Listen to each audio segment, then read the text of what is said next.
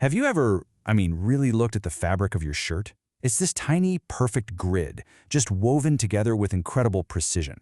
But how does a machine do that?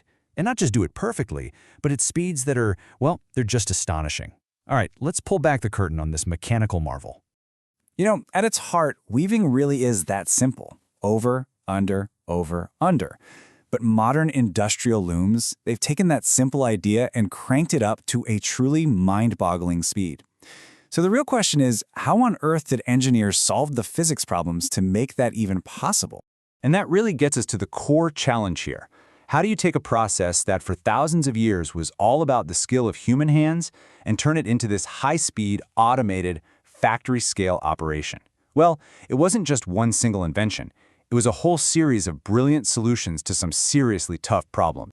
So, first things first, let's cover the absolute basics. Picture a frame, okay? And it's got threads stretched top to bottom.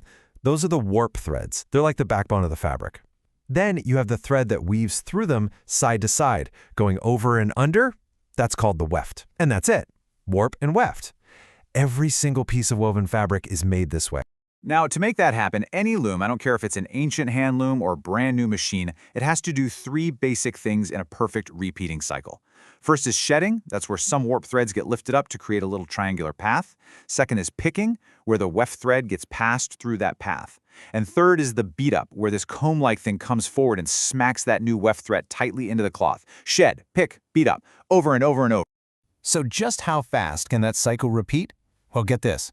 Some modern air jet looms can do that entire sequence, shed, pick, and beat up, more than 400 times a minute. That's what, more than 6 times a second? The sheer engineering genius it takes to do that without just shredding all the threads, it's just incredible. So the first huge hurdle they had to overcome was that picking motion. Getting the weft thread from one side of the loom to the other. The old way was literally flinging a chunk of wood across. But that has some serious physical limits. To go faster, engineers had to completely rethink the whole thing. And this really shows you the two different worlds. Over on the left, you've got the old school shuttle. It's basically a wooden bullet that's carrying the yarn, and it gets thrown back and forth.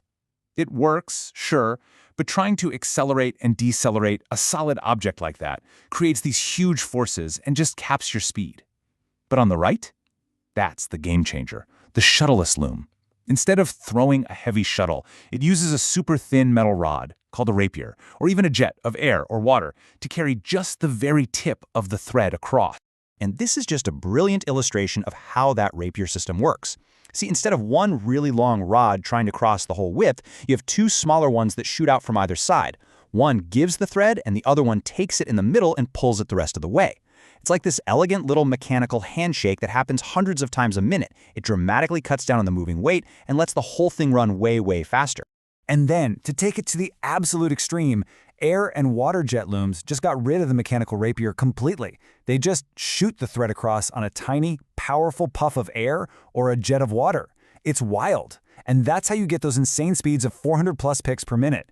But there is a trade-off. These systems aren't quite as versatile. They tend to work best with very specific types of yarn. Okay, so we've solved for speed, but guess what? Moving that fast creates a brand new, massive problem. Tension. Every single one of those thousands of warp threads has to be held at the perfect tension. If it's too loose, the fabric is a sloppy mess. If it's too tight, the threads just snap. And at 400 picks per minute, the tiniest vibration can turn into a total disaster.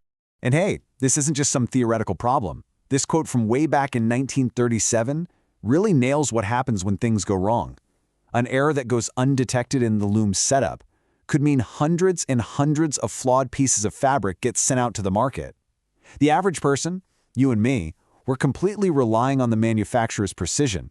And that precision all comes down to managing tension. So what's the solution? Well, this patent design from 1980 is it's beautifully simple. Instead of using a bunch of complex springs that can bounce and vibrate all over the place, this design uses a torsion bar. Think of it like twisting a plastic ruler. It always wants to spring back to straight. That constant gentle pull from the twist is what provides the perfect even tension to thousands of threads all at once. The advantages are just so clear. It gets rid of all that unwanted bouncing and vibration, and because it's just a simple solid bar, It can react instantly to any tiny change in tension. There's less weight to get moving, so it's just more agile. It's simpler, it's more accurate, and you can even fine-tune it while the loom is running at full blast. This right here is the kind of unsung engineering hero that makes all our modern textiles possible. And that's really the crucial point. A clever little piece of engineering like this torsion bar, hidden away at the back of the loom, it's the silent guardian of quality. It's literally the difference between the perfect, smooth fabric you expect and a defective product that's just riddled with flaws. All right, so we've got speed and we've got precision.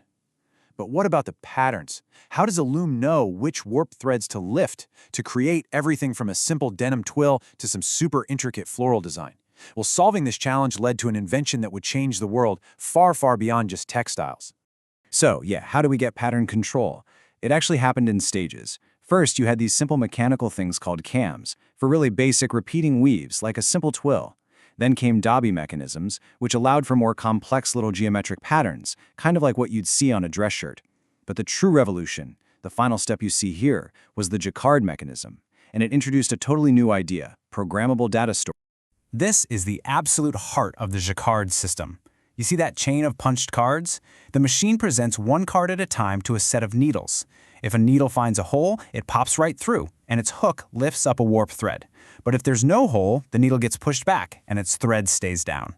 Hole or no hole, up or down. It is a dead simple binary system, 0 or 1. And this brilliant idea, using punch cards to store a program of instructions for a machine, was the direct forerunner to the punch cards used in the very first computers by pioneers like Charles Babbage and Herman Hollerith. Think about that. The first truly programmable machine wasn't a computer, it was a loom. And this slide just puts that incredible leap into perspective. On the left, you've got the simple grid of a basic weave, but on the right, look at the staggering complexity that the Jacquard makes possible. Every single one of those thousands of threads can now be controlled on its own, letting you create any pattern you can possibly imagine. It's the difference between drawing a grid and creating a photograph. So when you put all of these solutions together, the solution for speed, the solution for precision, and the solution for pattern, what you get isn't just a machine. It's something way more beautiful and coordinated. It's a mechanical orchestra. Seriously, think about it. You got the rhythm section, that relentless beat-up motion just pounding out the tempo. You have your soloist, the rapier or the airjet, performing its high-speed passage. You've got the conductor, the Jacquard system, reading the sheet music from its punch cards and directing all the players. And holding it all together, the foundation, is that tensioning system, making sure every single thread is in perfect tune. So in the end, what you're really looking at isn't just one invention. It's a whole symphony of solutions, mechanical, pneumatic, and yeah, even proto-digital, all layered on top of each other. Every single part has been refined over centuries to work in this flawless, high-speed harmony, all just to create the simple fabrics that surround us every single day. And that kind of leaves us with one last thought. The Jacquard loom was, for all intents and purposes, a digitally controlled machine that just happened to use a mechanical medium. Today, of course, those punch cards are replaced by computers. But as these incredible machines, which are already masters of automation, start to fully integrate with AI and digital fabrication, what new textures, what new patterns, what new smart fabrics will they compose for us next?